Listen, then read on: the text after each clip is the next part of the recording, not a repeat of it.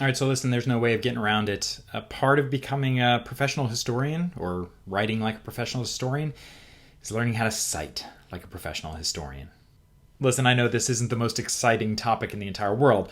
I'll try to teach you how to cite sources with a little bit of fun involved. But the fact of the matter is that if you want to write like a professional historian, you got to learn how to cite like a professional historian. That's not bad. So in this video, I'm going to teach you how to cite like a professional historian, and specifically I'm going to focus on citing secondary sources. I'm going to make another video later on that will kind of lead you through the process of citing primary sources. And remember, when we talk about secondary sources, what are we talking about? We're talking about our bay.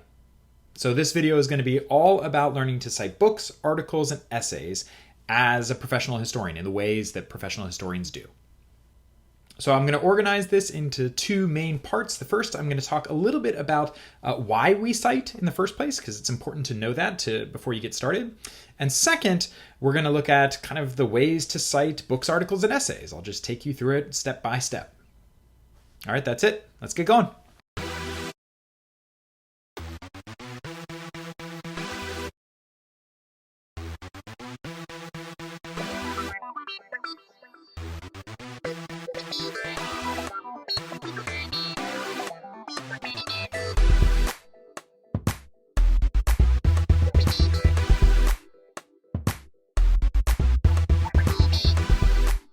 Okay, first things first, let's look at why do we cite.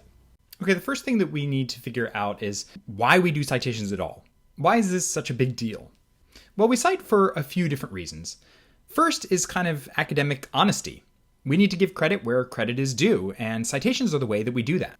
Second, citations assure readers of our papers and articles and things about the accuracy of our facts. You see, the reality is that a citation is a kind of breadcrumb trail, right? That people can go back to and check to see if you're telling the truth about the things that you're saying in your paper. So any paper with citations immediately makes a reader feel far more assured about what's being said. Third, citations are really important research tools. They help readers extend and follow the research that's in an article. You're going to see this when you work on your historiographic essays, that citations are kind of the beginning point for doing your own research. So now that we know why we cite, let's talk a little bit about when we cite. What are the times that we have to add citations into our papers? Well, the general principle here is just whenever you use something that you got from somewhere else. If you got a bit of information from some book or article or something, then you need to tell the reader where you got that from. In practice, what this looks like is any time that you add direct quotations, any time that you paraphrase a passage from another source, or any time you're summarizing, say, the argument of another book or an article or something like that, then you must put a citation in. Okay, we know why, we know when. Now let's look at where do we cite. Well, according to the Chicago Manual of Style, citations happen in footnotes and endnotes.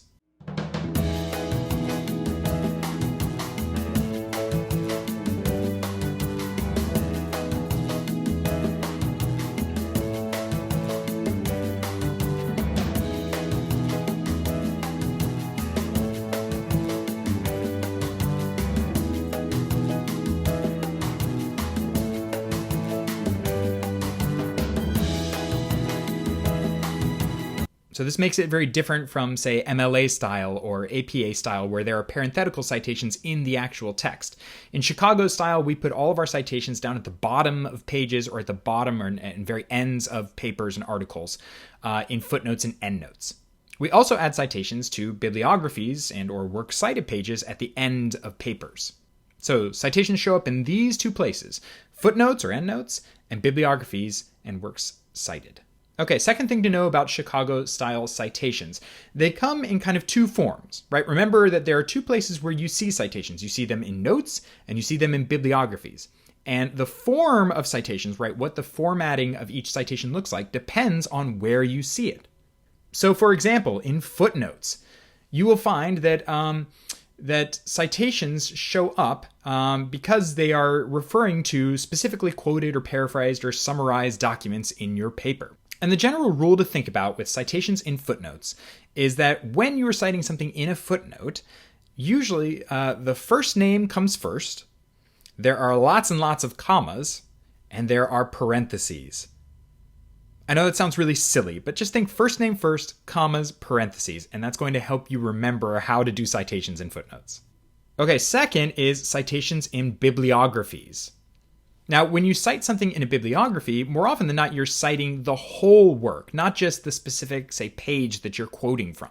So, citations look different in bibliographies. And the rule here to remember is that last names come first. That's because bibliographies are often organized in alphabetical order based on the author's last name. So the last name always comes first. In bibliographies, citations always have more periods and less or fewer parentheses. So again, this doesn't make a lot of sense right now, but you're going to see it later. Last names first, periods and parentheses for bibliography. Okay, so we know about why we cite. Now let's look at how to cite. All right, let's get into it. So let's look at how to cite things according to the Chicago Manual of Style.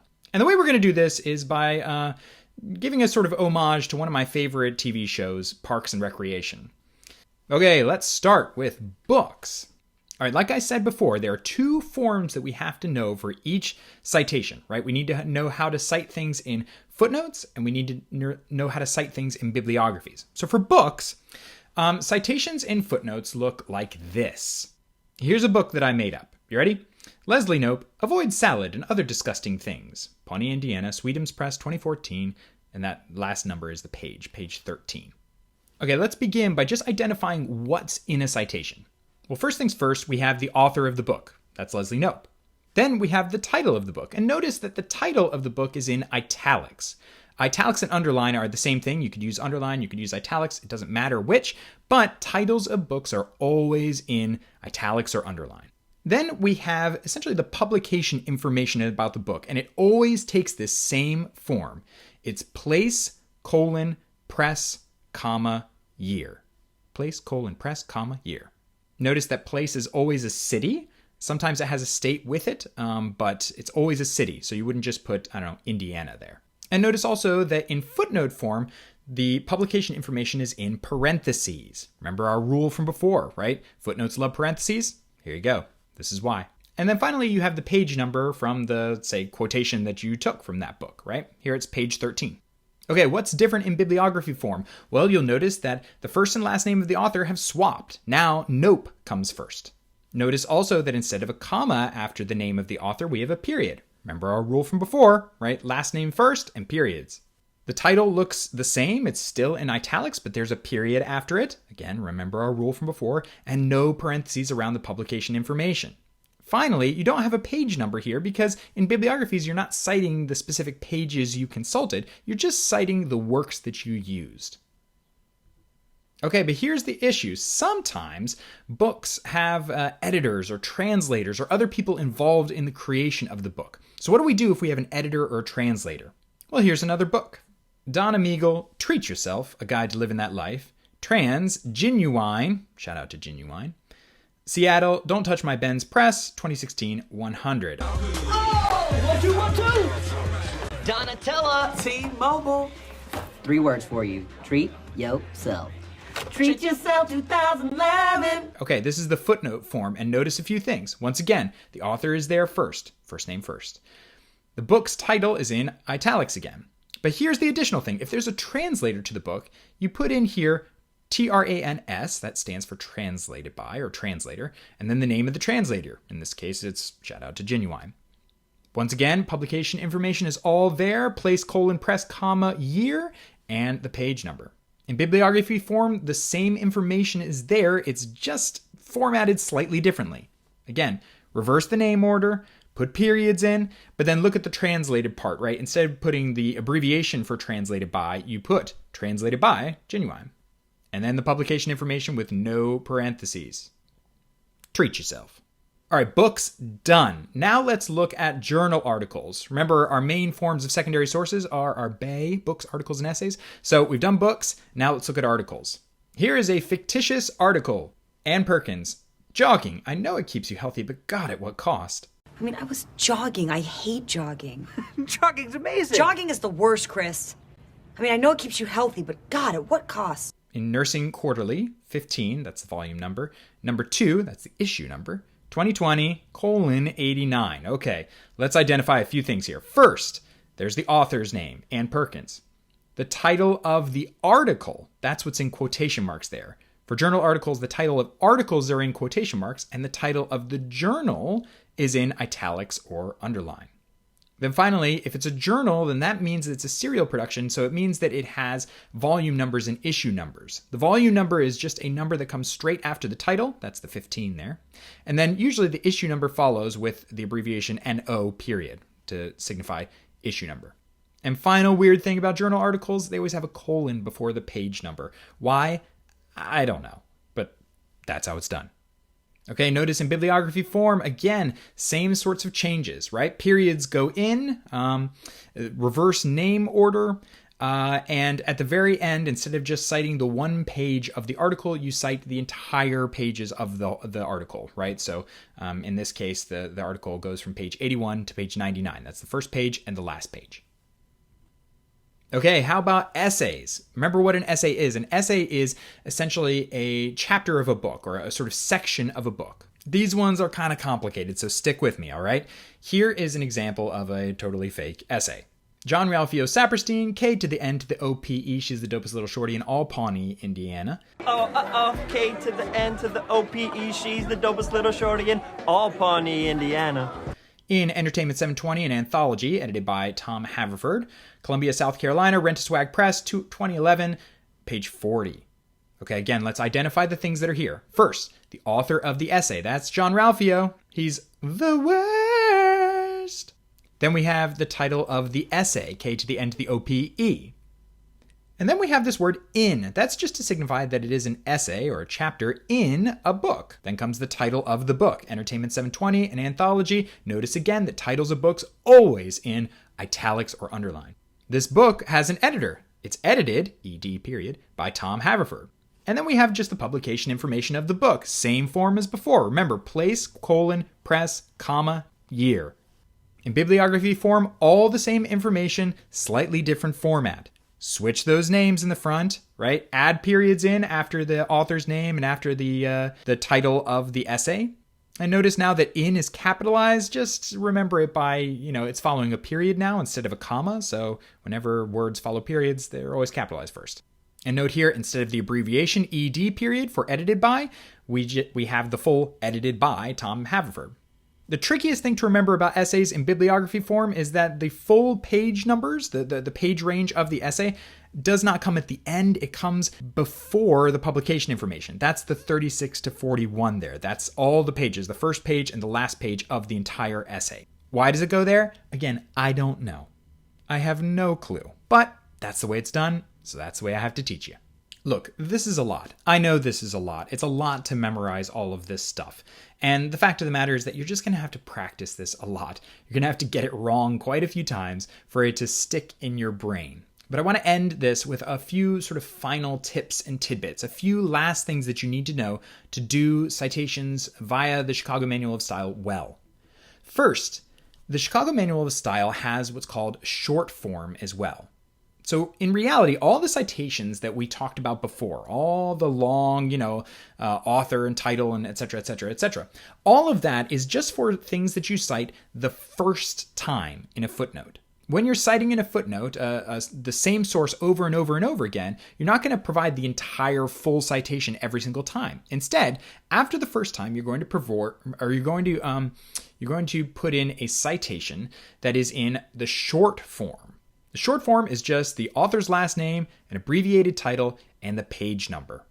So for a book, it would just be, nope, binders are great, 55. And every citation you have of that book from this point forward will just be in this tiny little abbreviated form. That makes it a lot easier. Okay, second thing.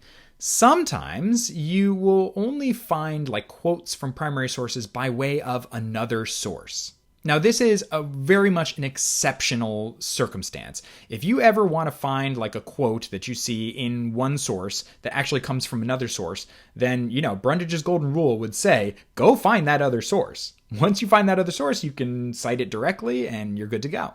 But if, for example, that first source, or the original source doesn't actually exist, right? And the only way you have that quotation from that source is by way of another source. You can use this form called quoted in. It's a citation style in which you show what the citation is, like where the actual quote, say, comes from, but you also recognize that you didn't see that specific document. You saw another document. It's really quite simple. You would just provide basically citations to both of the sources. The source where the quote comes from first, and then quoted in, and then the citation of where you actually saw it. Again, this should be an exceptional thing. Most of you should not use this at all, because if you ever are looking for the source of a quote, then you got to go find the original source. That's the best thing that you should do. But in extreme circumstances, here's how you do it if you can't track down the original source. All right, listen, not the most thrilling video in the entire world, but it's an important one, because learning how to cite is kind of learning a skill that's central to becoming a professional historian. This is one of those things you just have to know if you're going to write good academic history. And listen, learning how to cite is just part of being a good professional writer and communicator. We like to attribute our ideas to make sure that people can trust what we're saying and check up if we're getting anything wrong. If you're a student, it also helps you make sure that you're not plagiarizing and getting into trouble with the sort of honor code of your academic institution.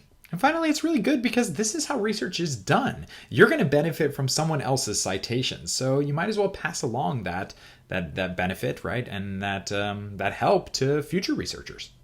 So, cite and cite well. Finally, I want to end with two more things. The first is that citations take time. They take a lot of practice to really get good at them and sort of learn how to do them. So don't get frustrated, don't get upset if your citations are still not kind of formatted correctly the first few times that you do them. Keep working on it. You'll get it eventually. The more you do it, the better you'll get with citations. Okay, and lastly, I want to address those of you who are thinking to yourself, I don't actually have to pay attention in this video. I don't have to learn how to cite because I have a piece of software that'll do that for me. Listen, shout out to Zotero. I love Zotero. It's a great program. I've recommended it in previous videos. But citation software doesn't always get everything right.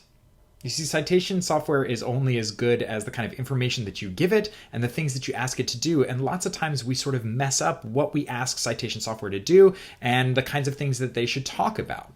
So why is it important to learn how to cite if you have citation software? Well, because you need to know enough about citations to check to see if the software gets it wrong. Ultimately, the citation is going to be the citation, and you will live with the consequences of whether the citation is correct or incorrect. So trusting a robot to just do it without any sort of sense of what is right or wrong is a risky thing to do. You have to know how to do citations yourself so that if you use the assistance of citation software or whatever to put your citations in, you can at least check and look and make sure, that's cited correctly, that's formatted correctly, and catch any mistakes that might have been made. It's kind of like learning how to do basic arithmetic. Yes, we all have calculators, and yes, we lean on calculators to do computation, but you still need to know how to kind of add simple things so that you can check if what you plugged into the calculator was right or makes sense. That's why we learn how to cite. So keep practicing, keep working on it. You'll have to do it a lot, I'm sure, in the future. So keep going. And see you in class. Good job.